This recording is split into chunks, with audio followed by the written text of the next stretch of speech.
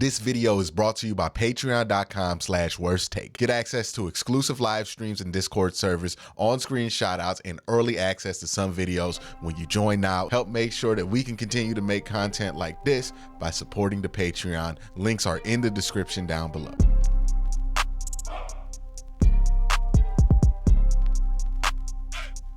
Now, this is going to be a special two-part series of a video where I think that this should be viewed in a pairing with another video that's going to come out either before this one or after this one.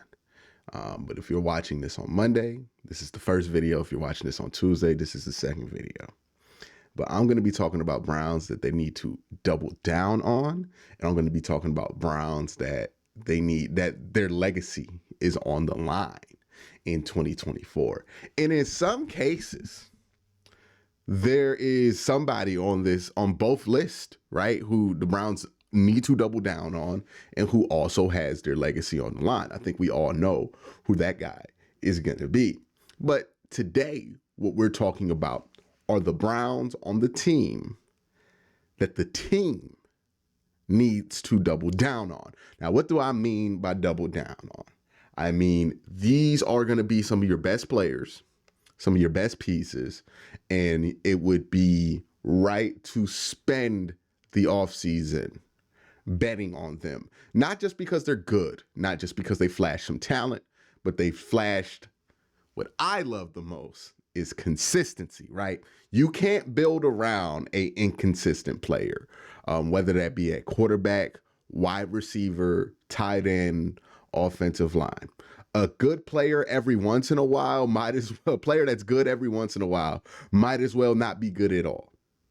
Because if you're not consistent, then the team can't build around you, right? Look at all the good players that don't get built around.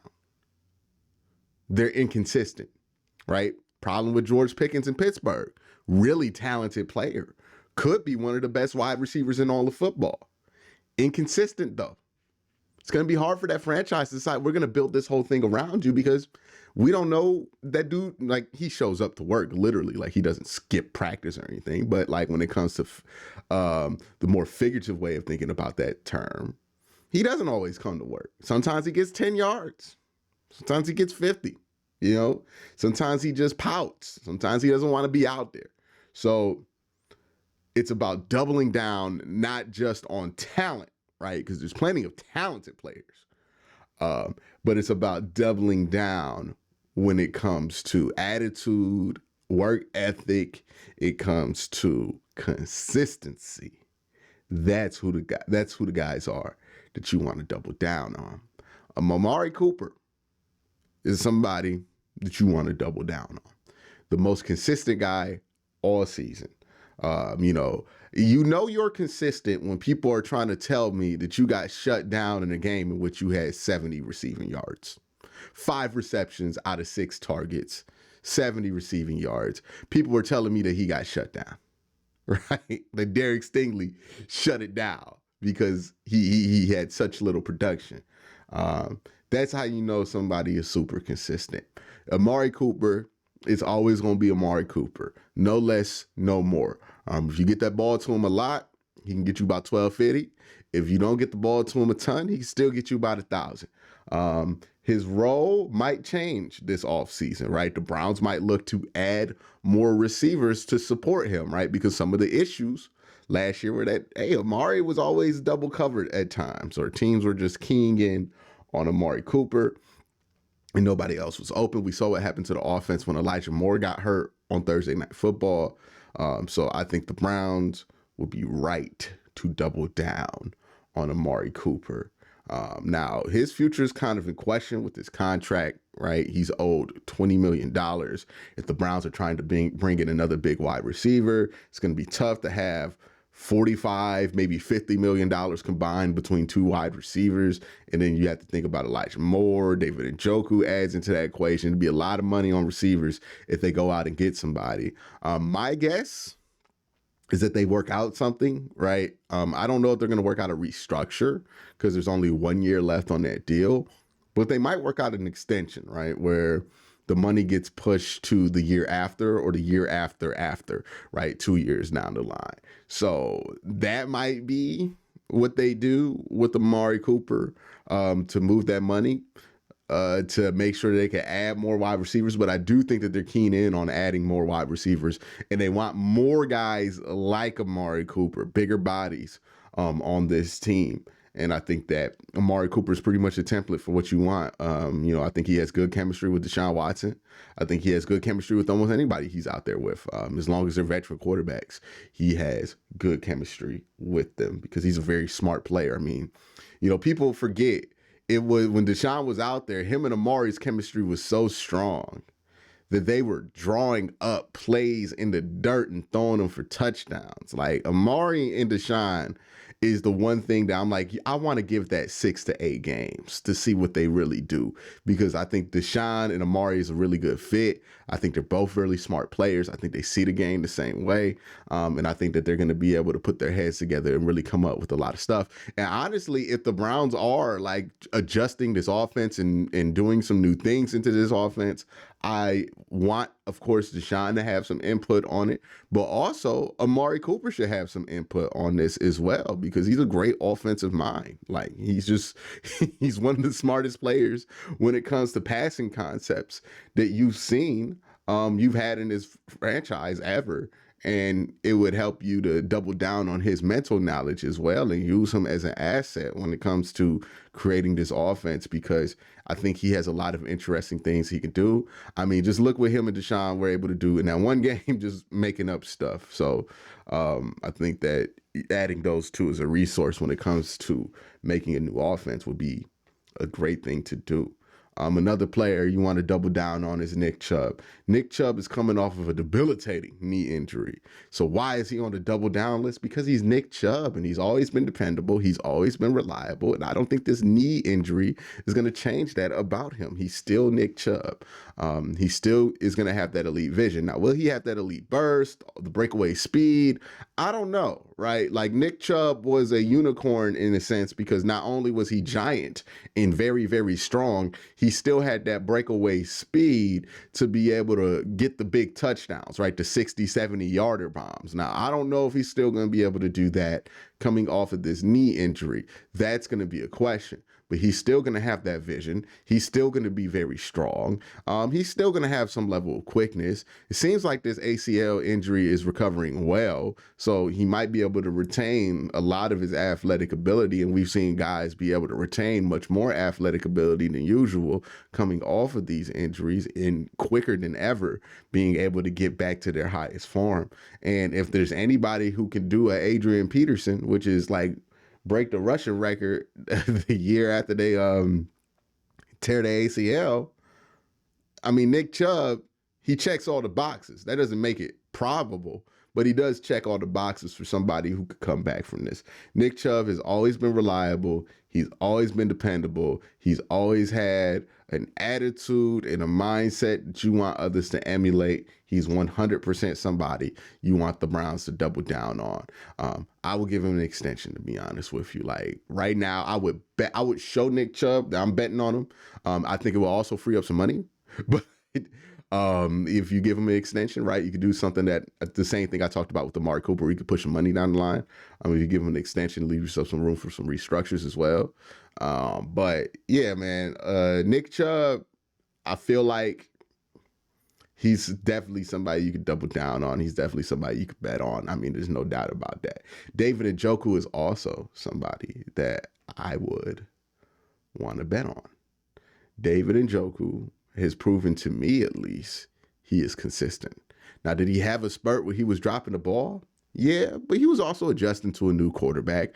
And once he got something a bit more familiar, a bit closer to what he's familiar with, he exploded, right? So, if I'm going to do deductive reasoning, I would have to say that probably DTR throwing fastballs had a lot to do with David Njoku dropping the ball.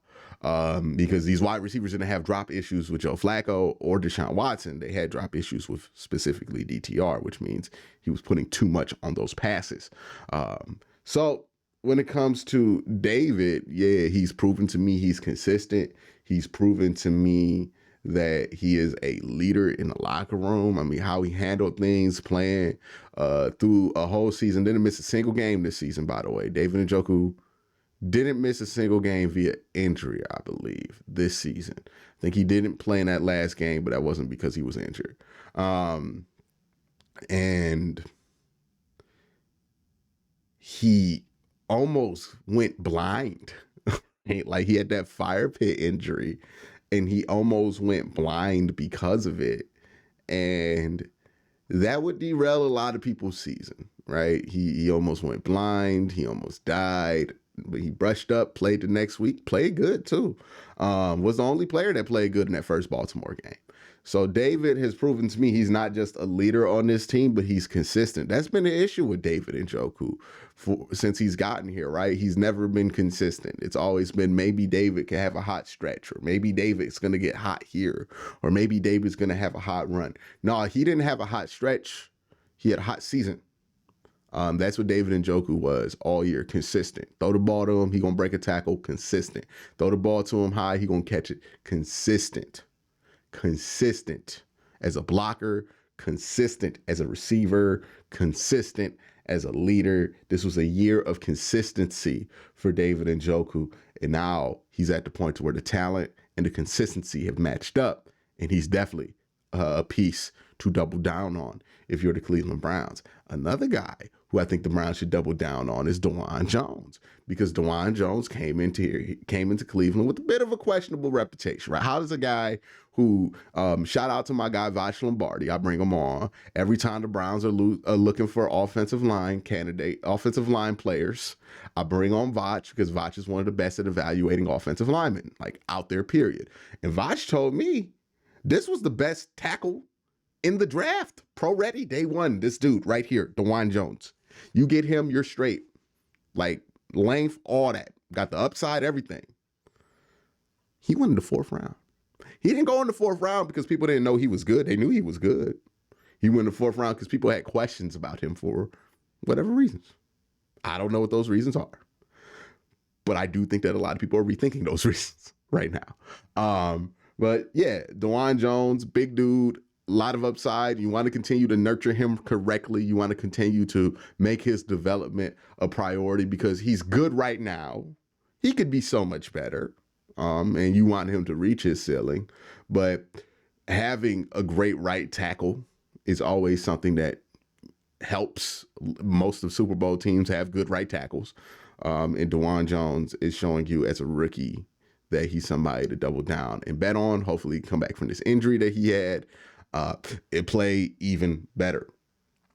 Now, I talked about a lot of guys on the offense and why they should be doubled down on because of their leadership and their consistency.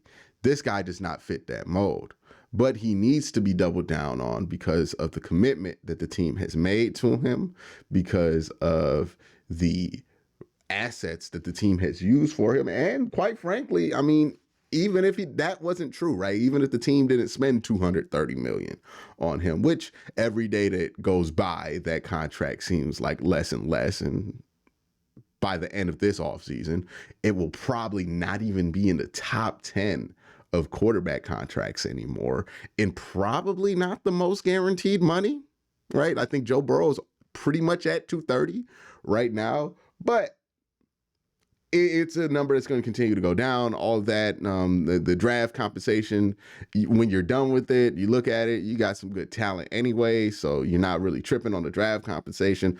All of that, even if you don't care about any of that. The reason Deshaun Watson has to be doubled down on is because he's going to be the starting quarterback of this team. And the one thing that we learned definitively in this playoffs, at least in the AFC, your quarterback matters. You need to have a good quarterback. You cannot roll into the AFC playoffs with somebody at quarterback that you do not have 100% faith in. You cannot roll into the AFC playoffs with a quarterback that turns the ball over. Look at where Josh Allen is. He on the couch. Look at where Joe Flacco is. He's on the couch. All those turnover-prone quarterbacks, they're gone. What's left? Lamar Jackson, Pat Mahomes. You look at the AFC, and even if Deshaun Watson returns to 2020 form and even improves on 2020 form, he still might be maybe the 7th or 8th best quarterback in the AFC. That's no shade to Deshaun Watson. That's just a statement on how deep the AFC is at quarterback. When your conference is this deep, it matters at quarterback. Now, you can point all the live long day about the things going on in the NFC, but quite frankly, it doesn't matter because Jared Goff, he don't play in this conference. The Lions, they don't play in this conference. The 49ers, they don't play. Like, none of those teams that can get by with mediocre quarterback play to above average, those teams are in the NFC. You're in the AFC, it matters who your quarterback is. We found this out the hard way in the playoffs where we had Joe Flacco out there, and Joe Flacco threw 2 pick sixes, and that pretty much ended the game. It's not like the Browns had a great chance to win before that, but that killed it. Your quarterback matters. And if you're the Cleveland Browns and you want to get out the first round, get out the second round, get out the conference, then you must have a quarterback who plays smart football, but also makes plays. And right now, that guy is not DTR.